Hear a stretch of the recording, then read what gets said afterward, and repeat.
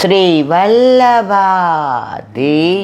કી જય, ગિરિરાજ ધરણ કી જય, શ્યામ સુંદર શ્યામની મહારાણી કી જય, શ્રી ગુસાઈજી પરમ દયાળ કી જય, શ્રી ગોકુલનાથ કી જય, દાવ દયાળ કી જય, શ્રી નવનીત પ્રિયા લાલ કી જય, अपने माथी बिराजता सेव्य स्वरूप की जय। बधाई वैष्णव ने जा करी जय श्री कृष्ण, जय श्री कृष्ण। ग्रीष्म ऋतु, उनाळो, गर्मी तो काळो केर वर्तायो छे।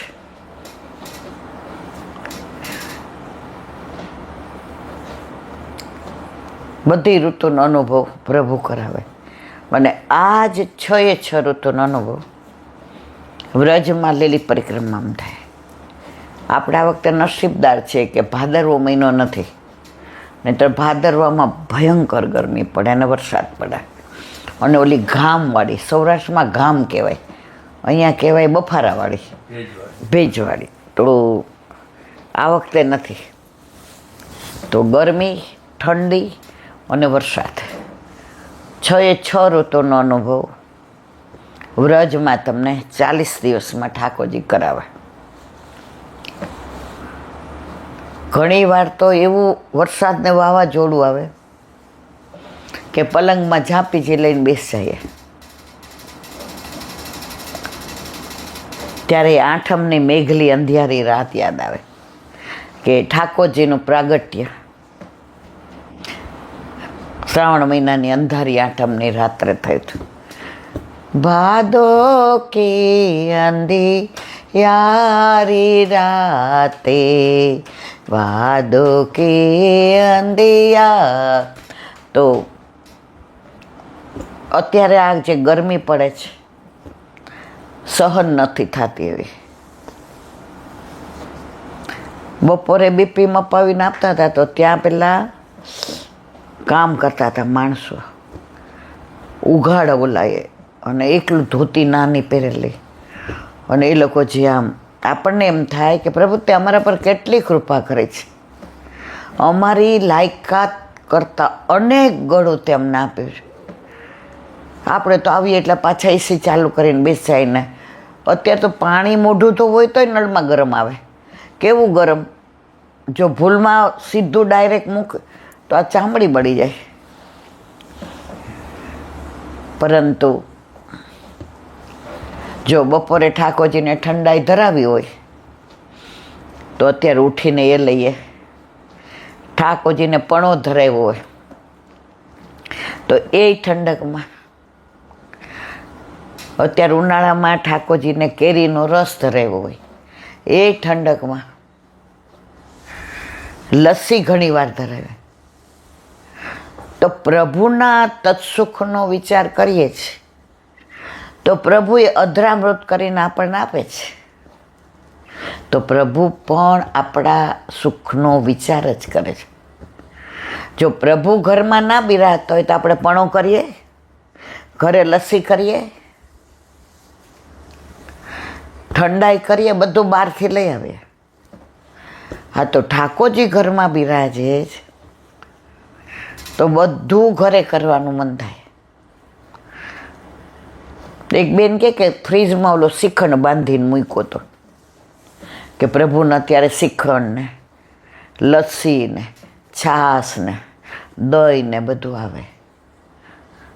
તો કે મારી દીકરી રોકાવા આવી છે વેકેશનમાં, એટલે એની દીકરી કહેવા માંડે આમ હવે નાઈને ફ્રીજમાંથી કંઈક લેવા ગયા છે.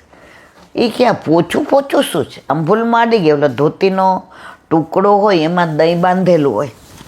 એ ક્યાં પોચું શું છે? હવે એની મમ્મીને ખબર કે ઠાકોરજીની સામગ્રીની વાત ઓપન ન કરી દેવાય. એટલે જ પુષ્ટિ માર્ગમાં જલેબી નથી કહેવાતી, આંકડાની સામગ્રી કહેવાય છે. મોહનથાળ નથી કહેવાતું, ઢાળો કહેવાય છે. મેસૂબ નથી કહેવાતો, જાળીવાળો કહેવાય છે. બુંદી નથી કહેવાતી, રસની સામગ્રી. પુષ્ટિ માર્ગના શબ્દો જુઓ, આપણે ચપ્પુ કહીએ, પણ પ્રભુ ઘરમાં પધારે સમાણી. શાક સુધારવાનું નથી કહેતા, ટોકરી કરવાનું.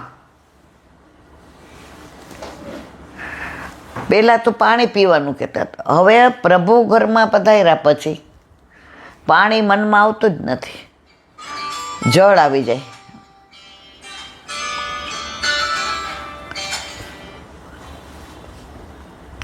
જળ આવી જાય મનમાં.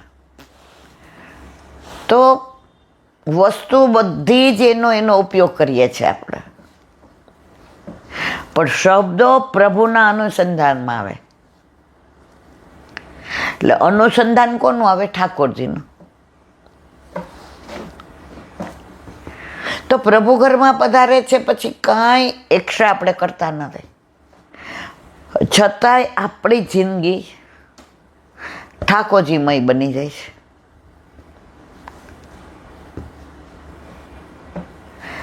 ઠાકોરજીને સાંજે કાંઈ ધરાવવાનું હોય,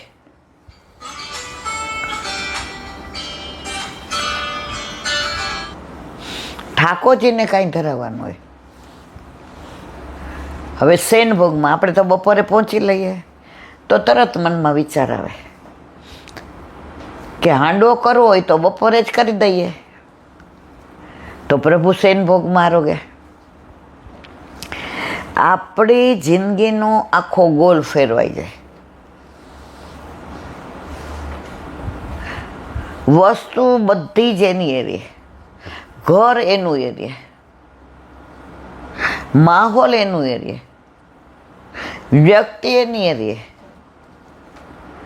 પણ આપણું અનુસંધાન ફરી જાય. દરેક વાતમાં પ્રભુ આવી જાય. એના લીધે સરળમાં સરળ કોઈ માર્ગ હોય તો પુષ્ટિ માર્ગ. એક બેન ઠાકોરજીને ફીકું ધરે અને એક સ્વીટ ધરે, પછી પહોંચીને પછી કુકર મૂકે ને પછી લોટ બાંધે. બહુ મોડું થઈ જાય છે. એટલે એક દિવસ એને સાસુએ કીધું, એ કે બેટા મોડું ના બધું ક્યારે થાય, જુદું રાખો છો તો. આપણે જે બનાવીએ છીએ થાળ ધરાવીને લઈએ તો મારાથી પૂંચાય નહીં, મારાથી અપ્રશ્ન થાય ને, પછી આપણને અપરાધ પડી જાય ને પછી આમ થાય ને.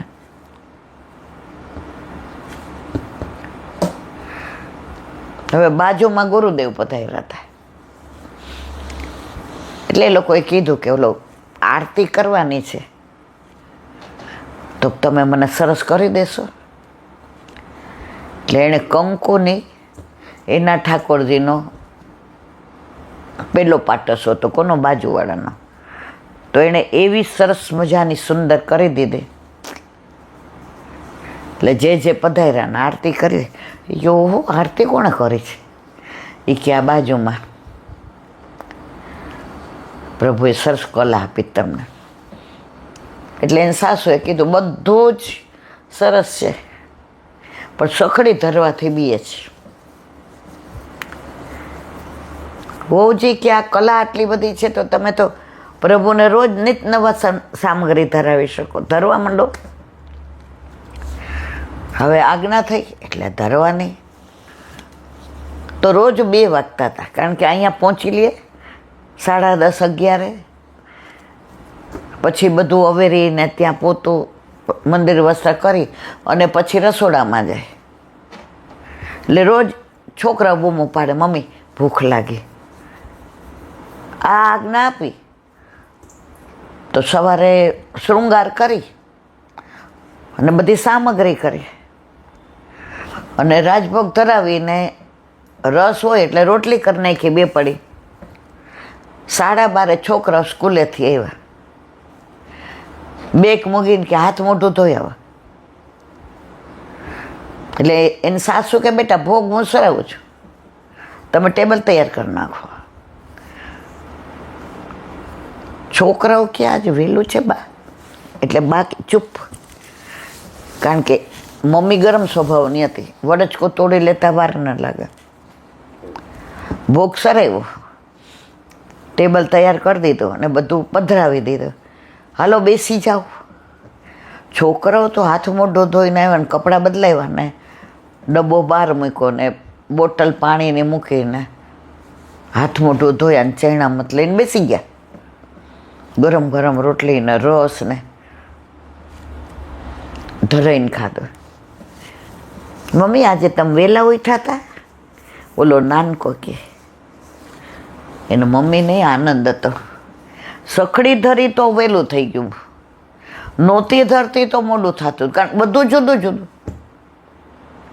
ઠાકોરજીને પહોંચી લઈએ પછી પહેલાં અંદરનું કરે પછી બહાર.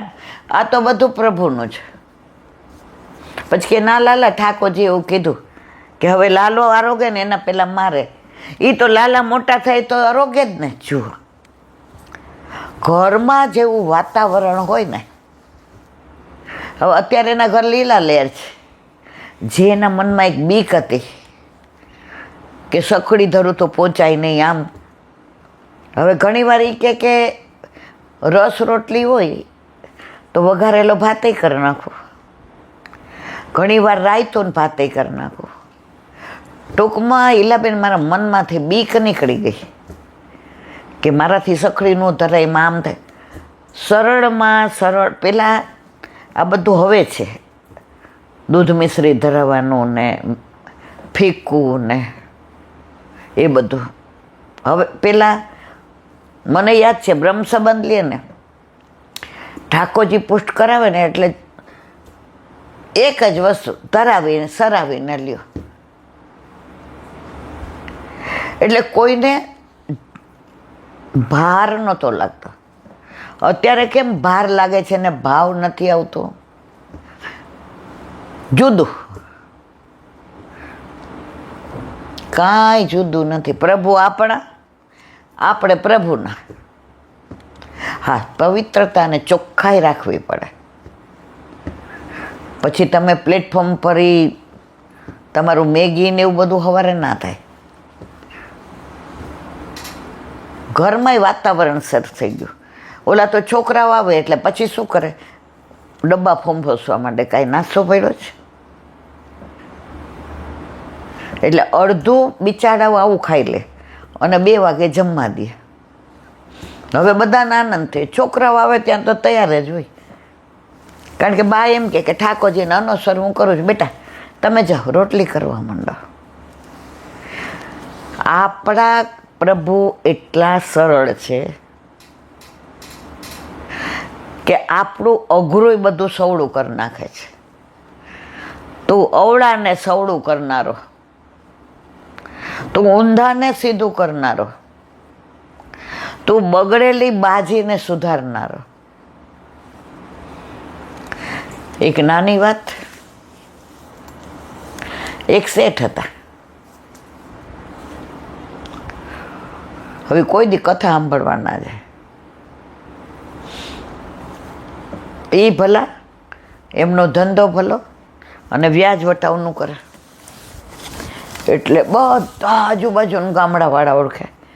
કોઈને દીકરીને લગ્ન છે તોય વ્યાજ માટે લઈ જાય, કોઈને પાક આ વખતે ઓછો ઉતરો તોય લઈ જાય, દુકાળ પડ્યો તોય લઈ જાય, કોઈને મકાન કરવું છે તો લઈ જાય, કોઈને દીકરાને બહાર ભણવો. શેઠને બધા ઓળખે. પણ શેઠની સારા એ હતી કે એની પાસે ગવર્મેન્ટનું લાઇસન્સ હતું વ્યાજ દેવાનું, એટલે પ્રમાણમાં જે હોય એટલું જ લેતા હતા. અને કોઈ દિવસ કોઈને વહેલા મોડું થાય તો એની મિલકત ડુકાવી નહોતા દેતા. પહેલાંના જમાનામાં એવું હતું, વ્યાજે લઈ આવો ને શેઠને ત્યાં, પછી વરસમાં કીધું હોય તમે લેવા ના જો, એ ડોલી જાય. એટલે 5 વીઘા જમીન તમે ગીરવી મૂકી હોય અને પૈસાની વ્યવસ્થા ના થાય તો તમારે 5 વીઘા ગયા. આ શેઠ દયાળુ હતા, પણ કામ એટલું રહેતું, 3 મુનિમ રાખ્યા હતા તોય કાંઈ મેળ નહોતો પડતો. એટલે અધિક મહિનો આવવાનો હતો એના પહેલાં કથા એક શાસ્ત્રીજીને નક્કી કર્યું પૈસા આપે. પણ શેઠાણી એમ કે જમાનામાં કે 10,000 તો ના, હા બધાને લાવો મળવો જોઈએ ને. 10 જણા 1,000 કાઢો, બીજાને વિનિયોગ થાય. એટલા લોભિયા આપે ખરા, પણ 10 નહીં.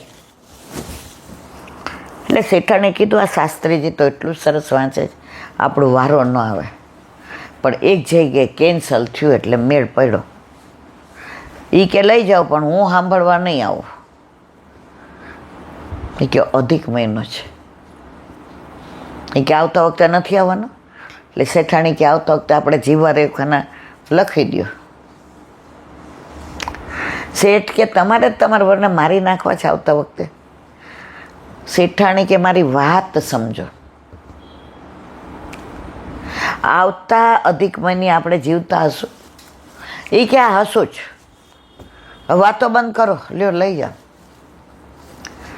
હવે એટલી સરસ કથા ને એવો આ દાખલા આપે ને એટલી વ્રજની વાતો કરે ને ગાયોની ને બચરાની ને ઠાકોરજીની બધી બાળ લીલાની ને માખણ ચોરીની ને ગોપીઓને બેડલા ચડાવવા જાય એની ને નૌકા વિહારની.